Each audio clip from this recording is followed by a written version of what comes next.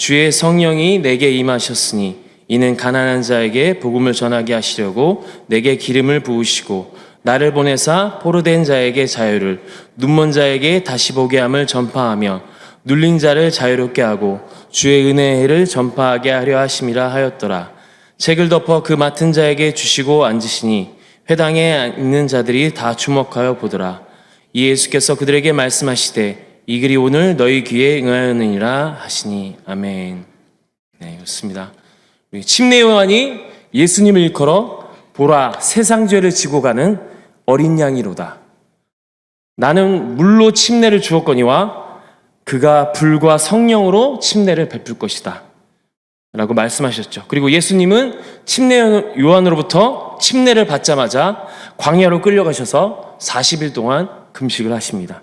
그리고 마귀를 내어쫓 주시고 이제 거기서부터 갈릴리를 두루 다니면서 하나님의 복음을 선포하기 시작하십니다. 이제 하나님의 나라가 이 땅 가운데 임하기 시작한 것입니다. 예수님께서 하신 그 첫 마디, 회개하라, 천국이 가까웠다. 회개하라, 하나님의 나라가 가까웠다. 하나님의 나라가 돌진하여 오고 있다. 하나님의 나라가 너희 머리 위에 임하고 있다 라고 말씀하고 계셨습니다. 예수님께서 이 하나님의 나라의 복음에 대해서 선포하기 시작하신 것입니다. 여러분, 이 복음이 무엇일까요? 복음이 무슨 뜻일까요?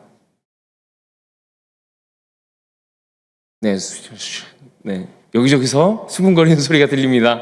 네, 복된 소식이죠. 그죠? 복음이란 말 그대로 복된 소식이란 뜻입니다.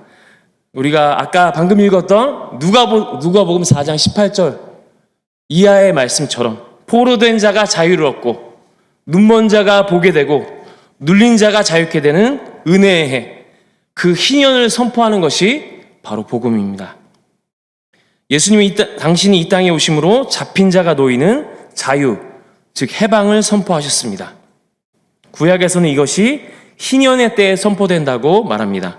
희년은 히브리어로 요벨인데 이것은 안식을 뜻합니다.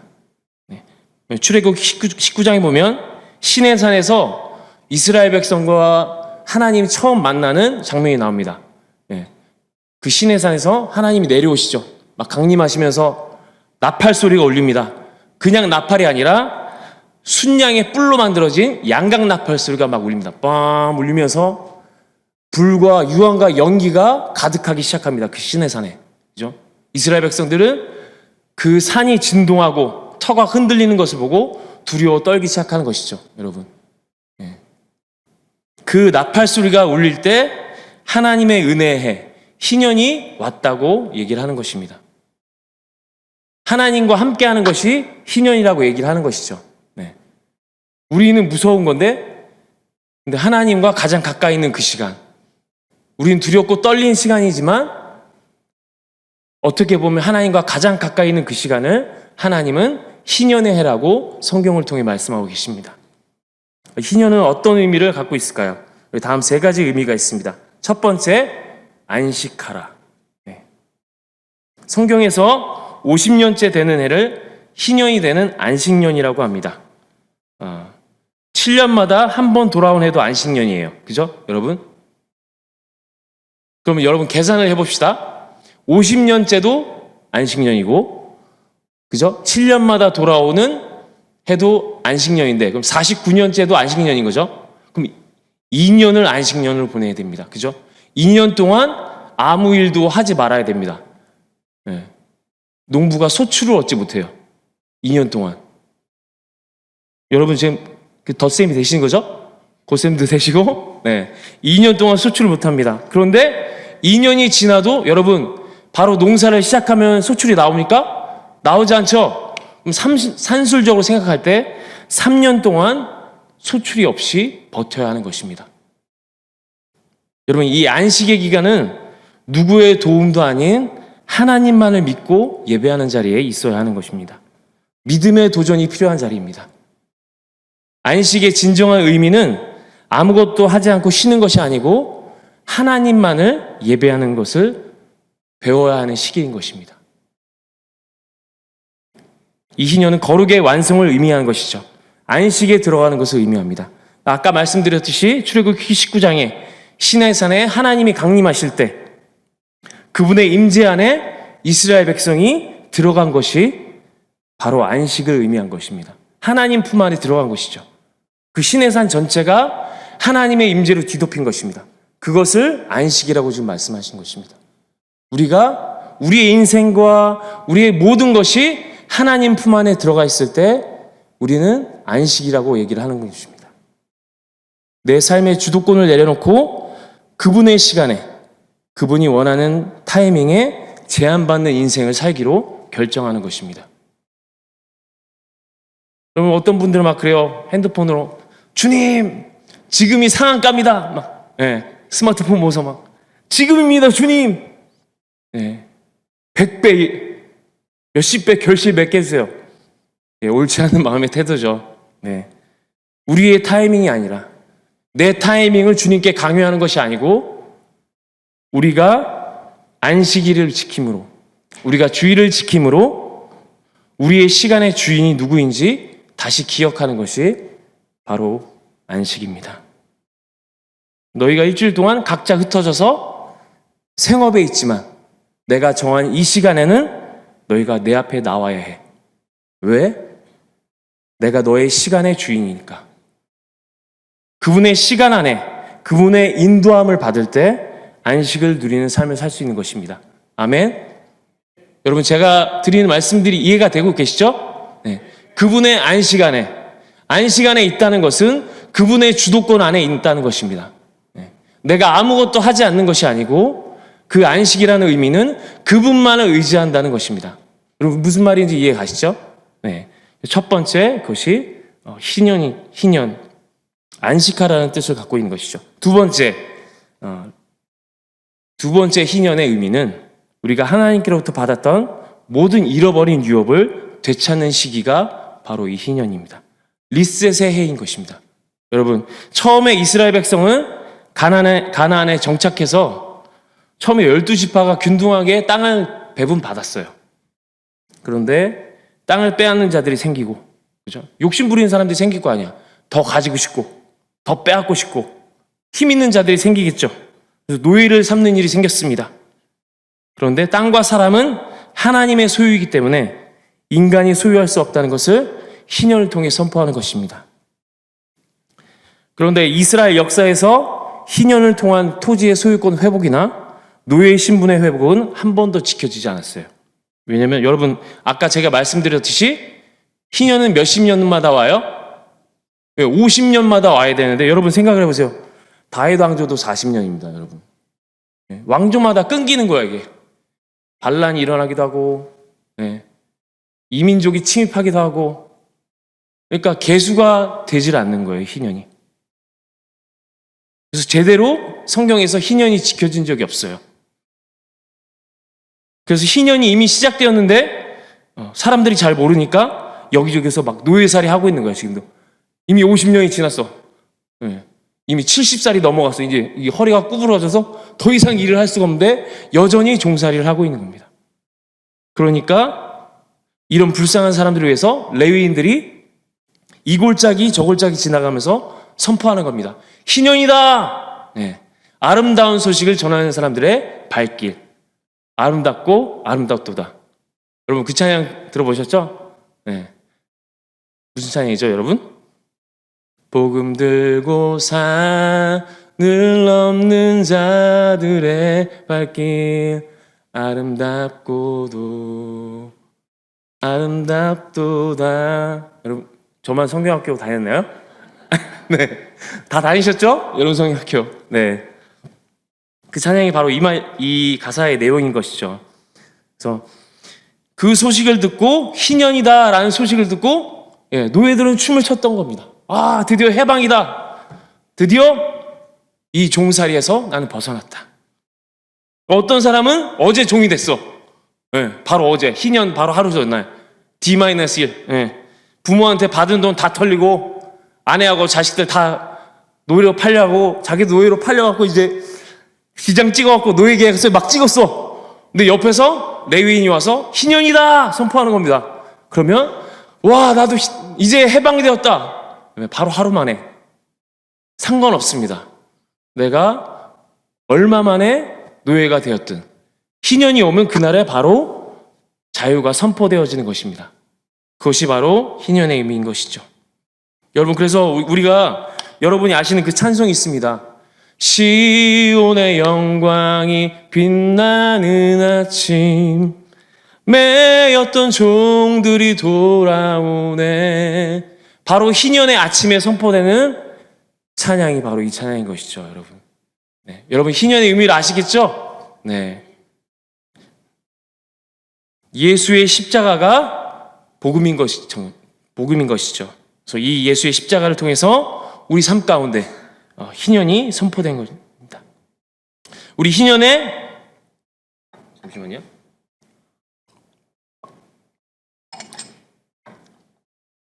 희년은 세 번째로 기쁨의 해인 것입니다. 제가 아까 말씀드렸듯이 기쁜 것이죠. 기쁜 것. 희년의 파생적 의미는 기쁨과 복이라는 뜻이 있습니다. 기쁨과 복은 자유와 해방이라는 희년의 근본적 의미에서 파생된 것입니다. 희년에 자유롭게 해방되기 때문에 기쁘고 복된 것이죠. 여러분, 제가 대학교 1학년 올라가서 처음에 학교 생활 정말 적응하기 힘들었습니다. 저 이제 크리스찬이라고 이제 여러분 그때는 제가 대학 생활 할 때도 정말 이 마시는 주님을 밑도 끝도 없이 잔디가 말라 비틀어질 때까지 캠퍼스에서 마시는 겁니다. 전부 술 먹고 교수님도 야 박병훈 너 술 안 마셔 무한 주고 왜 그렇게 구박받을 때마다 마음이 힘들고 외로웠어요. 진짜 나 혼자 크리스찬인 줄 알았어. 그 과에서 와 이 학과는 진짜 복음의 불모지다. 그렇게 속으로 진짜 낙심했는데 나중에 놀랬어요. 우리 과에 나 말고 크리스찬이 5명이 더 있었던 거야. 근데 제가 그렇게 끝까지 버티는 거 보고 애들이 마음에 찔렸대요, 자기가. 근데 그런 걸 보면서도 저는 그 사람들에게 판단하거나 의롭게 생각하는 마음 없었어요. 그냥 내가 진짜 의지할 사람은 하나님밖에 없구나. 그때는 진짜 그렇게만 생각했어요. 그렇게 외롭게 학교에서 신앙생활하고 일주일에 한 번씩 저희 교회 CCC 순장 형님이 오셨습니다. 저희 학교에 와갖고 같이 전도하자고 4학년 갖고 전도하는데 제대로 하겠어요? 하나님 당신을 사랑하십니다. 당신을 위해서 놀라운 계획을 갖고 있습니다. AI처럼 읽던가 아니면 지나가는 애 좀 아는 애 있잖아요. 붙잡고 하나님이 널 위해 죽으셨어 막 이러면서 하나님 널 위해 찢겨 죽으셨어 예수 믿어야지 막 이러면서 죄의 노예에서 해방시키자마자 십자가의 노예를 만드는 거예요. 제가 협박하면서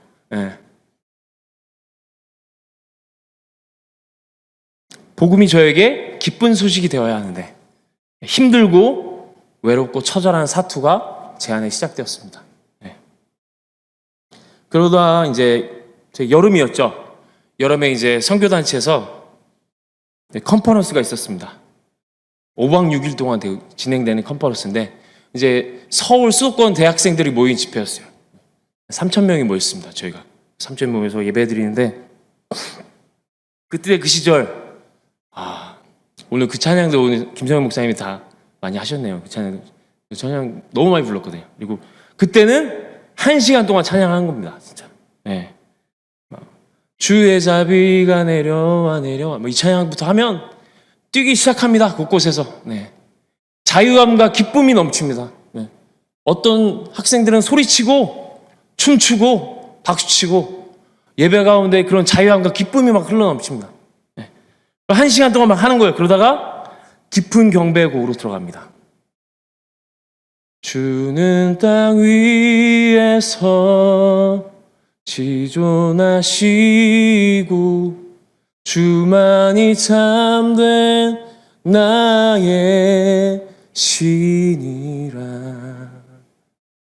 주는 땅 위에서 지존하시고 주만 가만히 참된 나의 신이라. 하나님 그분의 당신 자체에 대한 찬양을 하다가 방언 찬양이 이어집니다. 모든 사람이 방언을 하고 새 노래를 부르고 시와 찬미와 신령한 노래가 드려지다가 조용해집니다. 그때 이제 그곳에 모인 모든 3천 명들이 하나님 앞에 잠잠히 기다리는 시간을 갖습니다. 무슨 시간이냐면 하나님이 어떤 마음을 주시면 선포하는 시간인 것입니다.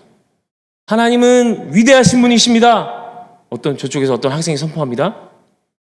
하나님은 놀라우신 분이십니다. 또 저쪽에 선포합니다.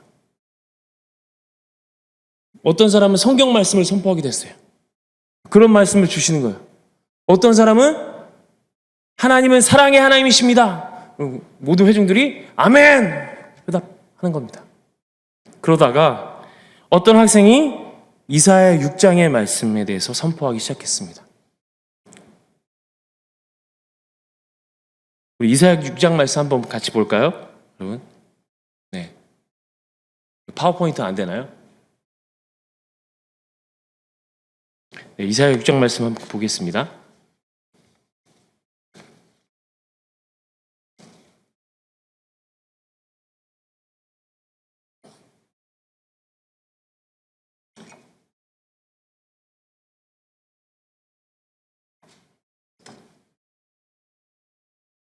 말씀 되는 것 같습니다.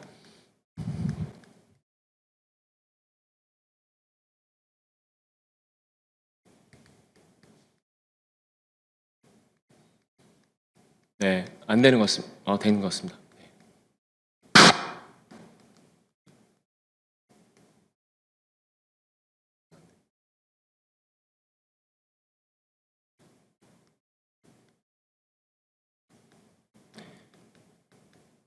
네, 이사야 6장 말씀 우리 화면에 나와 있습니다. 함께 같이 읽겠습니다. 시작.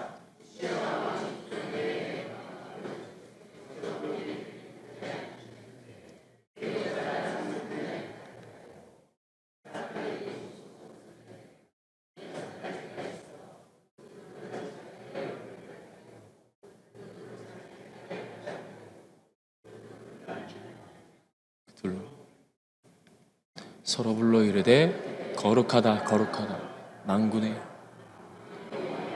그의 영광이 온 땅에 같이 화답하는 자의 소리를 문지방에 터가 유동하며 성전에 이가 종 그때 내가 말하되 화로다 나야 망하게 되었다. 나는 입술이 부정한 사람 나는 입술이 부정한 백성 중에 거주 만군의 여호와이신 왕을 배웠습니다 하였더라 하시네. 아멘. 이 학생이 누군지 모릅니다. 근데 이 학생의 입에서 이 말씀이 선포되고 들리는 순간에 그 예배실 안에 모든 사람들이 흐느껴 울기 시작했고 마치 하나님의 음성처럼 들렸던 거예요. 저한테도 그랬어요. 많은 사람들이 통곡하기 시작했습니다. 내가 죄인이구나. 내가 진짜 망한 자이구나. 하나님이 마치 그 형제를 통해 대언하시는 것처럼 그리고 엄청나게 큰 존재가 그 성전 안에 있는 것 같았어요. 그 두려움과 경외함 앞에 모두가 회개하고 누가 기도하라고 하지 않았어요. 거기 있던 대표 간사님이 이렇게 기도하십시오. 이렇게 하나님 취하십니다. 말하지 않았어요. 그 학생의 그 이사야 6장 이 말씀 5구절이 선포되어지는 순간에 그곳에 공기가 바뀌기 시작했습니다. 3천 명이 일제히 뒹굴며 기도하기 시작했습니다. 회개하기 시작했습니다. 눈물을 쏟아내며 통곡하기 시작했습니다. 제가 어린 시절에 가정으로부터 받았던 상처들, 어두움들, 나의 죄들 모두 씻겨지는 경험을 하게 됩니다. 여러분, 그날 그 집회가 끝난 그 밤에도 누가 시키지 않았는데도 학생들이 모여서 기도했습니다. 불을 다 꺼버렸는데도 모여서 기도하기 시작했습니다. 그 임재의 순간을 놓치고 싶지 않았어요. 그 은혜를 소멸할까봐 너무나 두려운 겁니다. 밤이 맞도록 기도하기 시작했습니다. 아이들이. 여러분, 우리 보통 교회에서 수련회 가면 저는 늘 그런 게 아쉬웠거든요. 이렇게 좀 은혜 받으면 셀레브레이션 막 해버려서 하나님 주신 은혜와 그 우리 안에 말씀 주신 것들을 되새기며 잠잠히 묵상하고 기도하는 시간들을 가졌으면 좋겠는데, 저 개인적인 생각입니다. 그런 것들이 다 셀레브레이션으로 날아가 버린 것이 아닐까. 어쨌든 그날 그렇게 그 밤에 그렇게 기도하고 제 인생에 잊혀지지 않는 예배였습니다. 그러면 어떤 분이 이렇게 말씀하실 수도 있어요. 그거는 전도사님의 개인적인 경험 아닙니까? 네? 개인적인 체험이니까 그럴 수 있죠. 네?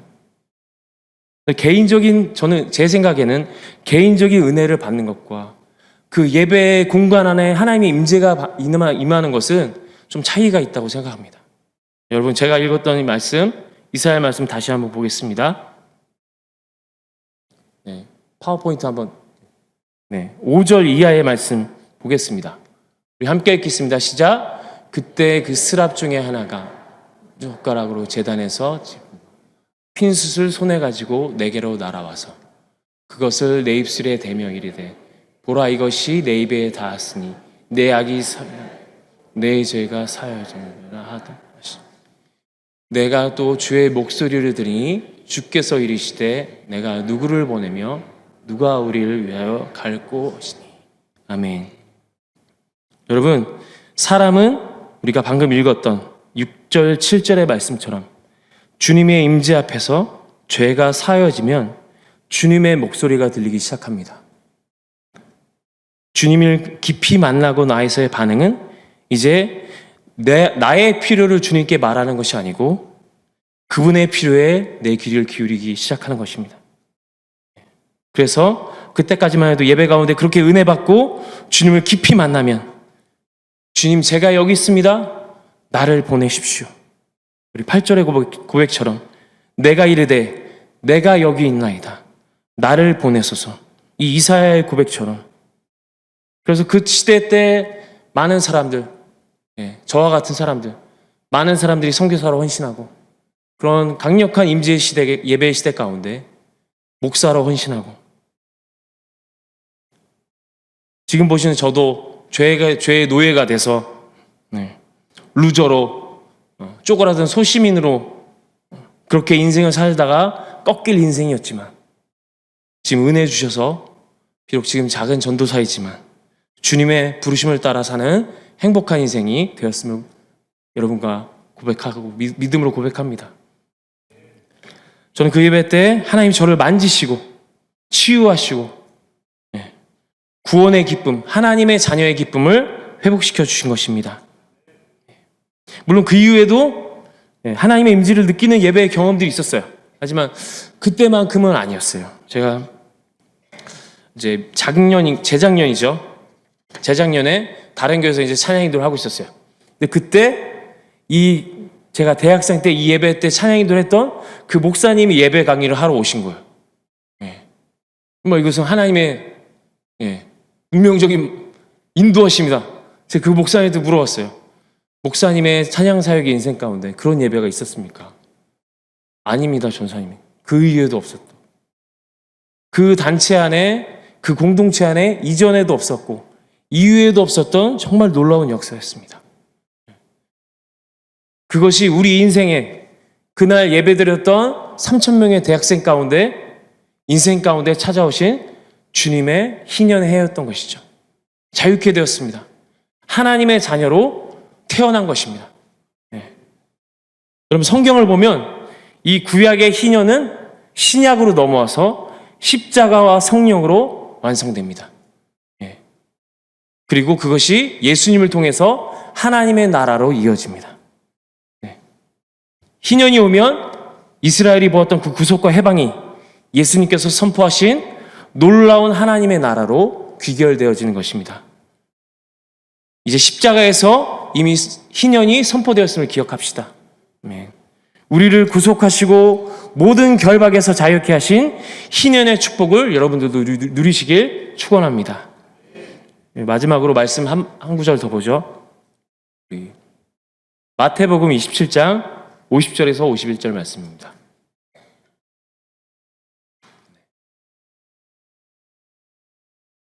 우리 함께 우리 스크린에 있는 말씀 함께 보실까요? 시작. 예수께서 다시 크게 소리 지르시고 영원히 떠나시니 이에 성소 휘장이 위로부터 아래까지 찢어져 둘이 되고 땅이 진동하며 바위가 터지고. 아멘. 여러분, 제가 얼마 전에 이 말씀 때문에 계속해서 말씀을 묵상하고, 이 말씀을 계속해서 저에게 보게 하시고, 또 청소년부 예배 때도 마지막에 이 말씀 나누고, 또 청년부 예배 때도 이 말씀 마지막에 나누고 같이 기도하는 시간 가졌는데요. 50절의 말씀에 정말 주님께서 저에게 계속해서 이 마음을 주신 것입니다. 예수께서 뭐라고 소리 지르셨을까? 50절 보시면 예수께서 다시 크게 소리 지르시고 영원히 떠나시니라. 그리고 51절 이에 성소 휘장이 위로부터 아래까지 찢어져 둘이 되고 땅이 진동하며 바위가 터지고. 말씀 띄워주시겠어요? 계속. 네. 예수께서 다시 크게 소리 지르시고, 예수께서 다시 크게 소리 지르시고 영원히 떠나시니라. 저는 그렇게 생각했습니다. 예수님께서 십자가에 달리셔서 하나님, 당신의 자녀들을 향한 구원의 길을 제가 완성했습니다. 이제 내려오십시오. 그러자 51절에 이에 성소 휘장이 위로부터 아래까지 찢어져 둘이 되고, 예수님의 그 육체가 십자가에 찢기면서 그 구원의 역사가, 그 구원의 길이 열려진 것이죠. 그리고 51절에 이제 하늘 보좌에 계신 그 하나님께서 우리에게 내려오시는 것입니다. 하나님의 나라가 우리 가운데 돌진해 오시는 것입니다. 하나님의 나라가 강림하시는 것이죠. 우리를 갈아먹었던 모든 성소 휘장이 찢겨지는 것입니다. 모든 저주가 찢어지는 것입니다. 그 십자가의 은혜를 경험할 때 모든 저주와 정죄감이 사라지고, 그리고 아픈 상처들, 모든 죄악들, 어둠들이 찢어진 것입니다. 하나님과 우리 사이를 가로막았던 모든 하나님으로부터 오지 않았던 어둠의 그 휘장들이 찢어진 것을 우리 이 말씀을 통해 우리는 볼 수 있습니다. 위로부터 아래로 하나님의 사랑이 우리에게로 돌진하여 오십니다.